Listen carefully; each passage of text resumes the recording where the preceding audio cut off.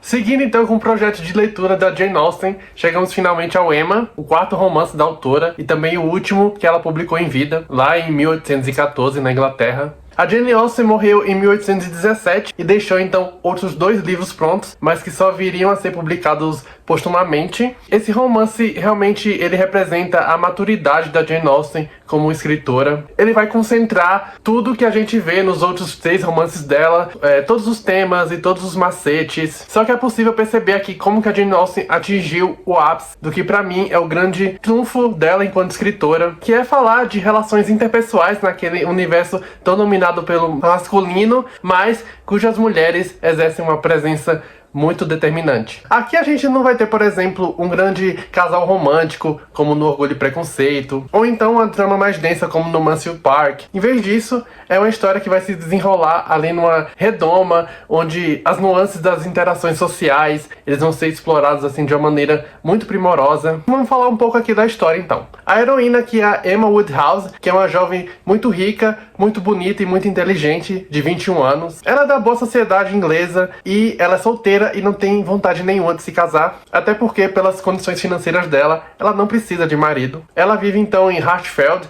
que é uma propriedade de luxo na região de Highbury, e a vida diária da Emma consiste basicamente em fazer companhia ao pai dela, que é muito hipocondríaco, com quem ela mora, e fazer visitas ali aos vizinhos e ir a passeios. O que acontece, no entanto, é que a governanta da Emma, logo no começo aqui da história, acabou de se casar com um grande partido, que é um feito pela qual a Emma se dá todos os créditos. Ou seja, ela está convencida de que ela é uma casamenteira, de que ela exerceu a influência para que a governanta e esse bom partido se juntassem. E ela então está disposta a fazer o mesmo feito ali para outras pessoas. Já que ela não vai se casar, ela não precisa de marido, não tem vontade nenhuma, ela vai juntar casais. A Emma então vai tentar reproduzir esse mesmo feito com a nova amiga dela que ela faz ali, uma menina de origem mais humilde, a Harriet Smith. Ela vai tentar juntar a Harriet com o Sr. Elton, que é o vigário ali de Highbury. Só que as coisas não vão sair conforme o planejado pela Emma. Emma Woodhouse, bonita, inteligente e rica, com uma casa confortável e disposição alegre, parecia reunir algumas das maiores bênçãos da existência. E vivera quase 21 anos no mundo com muito pouco a lhe causar angústia ou irritação. Os verdadeiros males da situação de Emma eram, na verdade, o poder de ter as coisas feitas a seu modo e uma disposição para pensar um pouco bem demais de si mesma. Esse é basicamente o começo do Emma. Ela é a heroína mais mimada e mesquinha da Jane Austen, a típica rica sem noção, que acha que sabe mais do que todo mundo. E durante todo o decorrer do romance, a gente só vai ver a Emma se metendo em equívocos, porque ela realmente acha que entende as pessoas e que sabe fazer uma boa leitura de todo mundo. Só que a realidade está bem longe disso. Se uma reclamação comum sobre a Fanny Price, que é a heroína do Mansfield Park, era o fato dela ser muito insossa e muito passiva e nem parecer sequer uma protagonista, a Emma Woodhouse vai levar isso ao outro extremo e chega a ser irritante, justamente por reclamar esse protagonismo sobre todas as situações no qual ela está inserida. E nesse sentido, eu até diria que a Emma pode ser lida como uma primeira anti-heroína da Jane Austen. A gente vai pela primeira vez acompanhar uma protagonista que não precisa passar pelos perrengues que as outras heroínas precisam passar para conseguir marido. Por isso ela se encontra em uma posição de muito privilégio. E é uma heroína que, ao invés de ajudar, ela só vai prejudicar muitas pessoas aqui. Principalmente a Harriet Smith. A Harriet, ela é muito ingênua e muito deslumbrada. Ela vê a Emma como o ápice da elegância e da inteligência. E ela vai se deixar ser guiada pela Emma de um modo que só vai atrapalhar muito a vida dela. Palavra de honra, Emma, que ouvindo você abusar assim do raciocínio que tem, quase me leva a pensar igual. É melhor não ter bom senso do que empregá-lo como você o faz.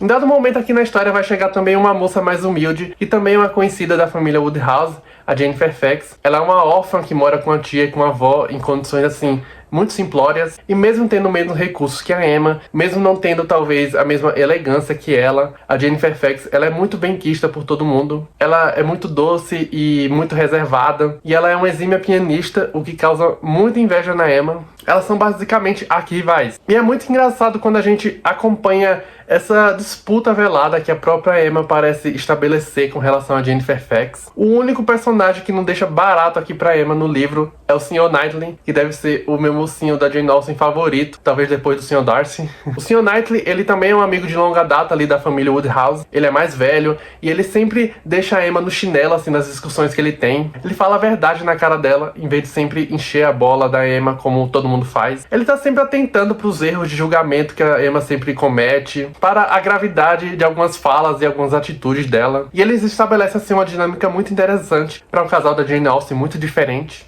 E continuando sobre os personagens masculinos aqui do livro, talvez o mais importante depois do Sr. Knightley seja o Frank Churchill, que é o enteado ali da ex-governanta da Emma, que tem uma relação meio distante com o pai, só que ele vai chegar ali no condado para passar um tempo. E como não poderia deixar de ser, ele e a Emma vão se aproximar bastante, e os dois dividem o mesmo senso de superioridade, aquele humor que é sempre muito zombateiro e pedante para falar dos outros. O Frank, ele é muito charmoso, muito atraente, ele sabe conquistar as boas opiniões das pessoas. No entanto, ele também é muito enigmático, e sem dar maiores spoilers aqui, as verdadeiras intenções dele só vão ser reveladas mais tarde. Com uma imperdoável vaidade, acreditara ser capaz de desvendar os sentimentos dos outros. Com uma irremissível arrogância, propusera-se a criar o destino dos outros.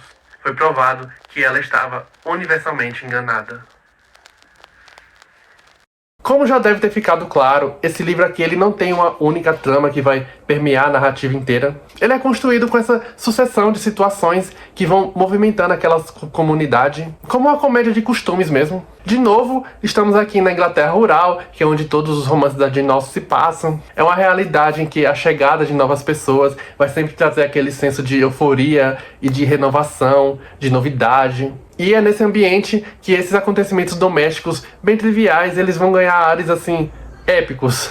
As intenções e os segredos dos vizinhos, eles sempre se tornam assunto para teorias.